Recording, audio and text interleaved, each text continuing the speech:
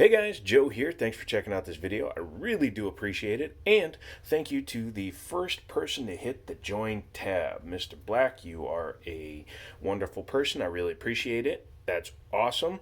So I made sure to get some extra content up, including this one. So sweet. If you aren't a member yet, please consider getting subscribed as a member. You'll help the channel grow. A couple of bucks a month. You get to see some extra content, including what I'm going to be showing you today. As you know, I have a friend down in Harrisonburg, Virginia at Liberty Arms. And not only do I have Liberty Arms, Google them, Harrisonburg, Virginia, but they also have a young man that has been doing some work for them in the world of stippling. And I decided to take the chance and have him stipple my Glock 34. This is my Glock 34. This was a trade-in. It was an ex-police officer or a current police officer who just wanted a different firearm. And what I didn't know when I bought it was it already had some upgraded parts. That's, again, thanks to you guys, you subscribers, you wonderful beasts, you, who told me that it had an upgraded spring in it already because it had a 3-spring spring. And when I took it apart to put in the trigger, which we're going to talk about today as well, I found out that the connector is new.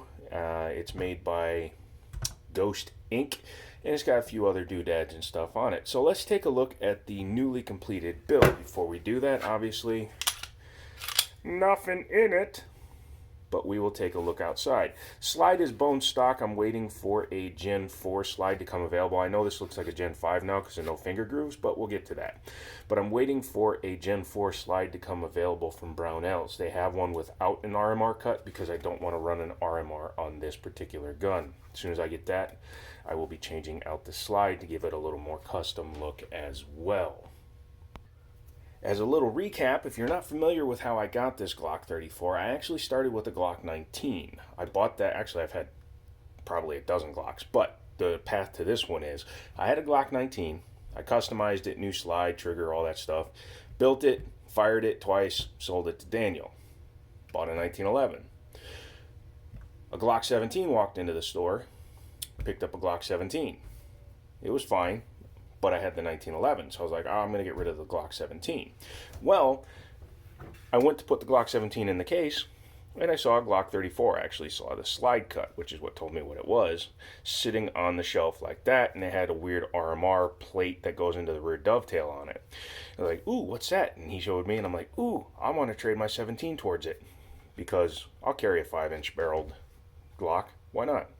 So I went ahead and did that trade. And immediately after buying it, I still haven't shot this since I bought it because, you know, why would you? Immediately after buying it, I got in contact with the stipple guy in Contact Liberty Arms. They can get you hooked up. And he did a stipple job and some other work to it. Let's go over that. As you can see, I went with what was called the wagon wheel. He did some defined borders. He's getting better with every one he does. This one's pretty decent, actually. Couple little areas where it's noticeable but not in any way detrimental to the gun. But again, the more you do something, the more proficient you become. You can't be considered an expert until you get 10,000 hours on something. So yeah, he's got a good future ahead of him. But what he did was he removed my finger grooves, so now I can put my hand anywhere on the grip I want to. He also modified where your thumb goes. As you can see, he took off that big hump that was right there and he flattened it out, and now the thumb rests perfectly right in there. I still have to add an extended mag release, but it came to us with the extended slide lock. So you can just hit that. That's awesome. Obviously, I added the Ameriglow Spartan night sights. I believe those are the Spartans. They might be the True Glows. Nope, they're the Ameriglows. He also added a go pedal. It's not an accelerator cut because it's not at an angle, but he stippled that. He increased the undercut. As you can see, he went as thin as he could there, which allows me to get up higher on the gun. I like to get up really high with my shooting hand. I'm not running any backstrap, so there's no beaver tail anymore, so the grip is actually thinner now. He rounded off the front of the trigger guard. Most Glocks have a donk because it helps butt up against the lights or whatever you have on there. And he stippled the front of the trigger guard. So now I have a good gun. What I did to it, besides the sights, was I added a Tango Down Vickers Tactical trigger shoe. Still has the original trigger bar in it, but it does have a new trigger shoe. And again, it has a Ghost Ink connector in it. It has an upgraded, I believe, Ghost firing pin, safety, spring, all that was Ghost. So that's cool, and it's ready to go.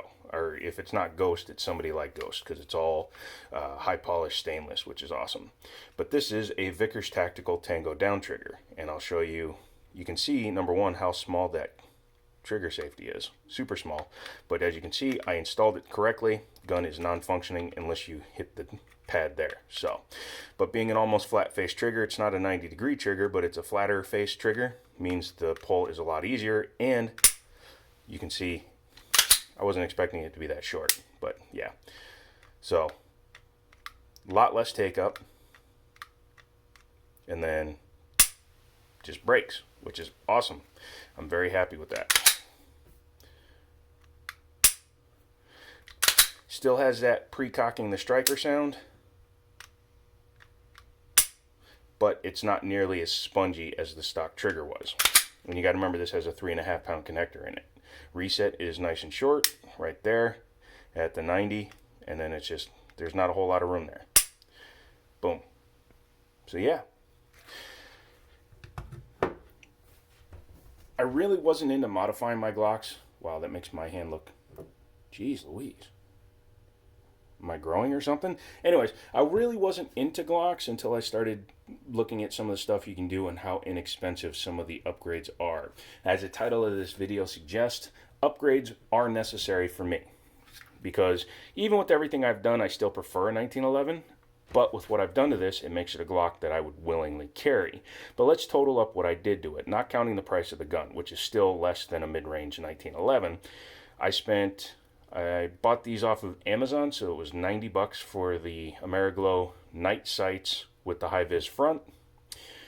The trigger shoe was actually only $40 or $50 through Brownells, so that's $150. The stipple job, if you were to have it done, would probably be $150, $175. I obviously didn't pay that because I'm an employee. And a couple of things I plan to do on it would be the extended mag release, because it's flush and I don't care for that. And then I'll probably wind up putting a different slide on it. But the mag release is probably going to be like $60, $70 because I think I'm going to run with Zev or something like that. And I may consider putting a mag well on this now that the bottom has been modified. It might not fit right. But I've only got 140 plus the stipple job into it right now. So let's just say I have about 300 into customizing it, but it's definitely on the road to being good. I'd really like to just find somebody that can put different slide serrations in it, but I know most guys don't like to cut through the original text, so I'll just wait for something to pop up. One thing I did with the last Glock was I sold the original slide. I'm not going to do that with this gun. I'm going to keep the original slide just because I just want to keep the original slide. I sold the original slide on the 19 to pay for the upgrades to the 19.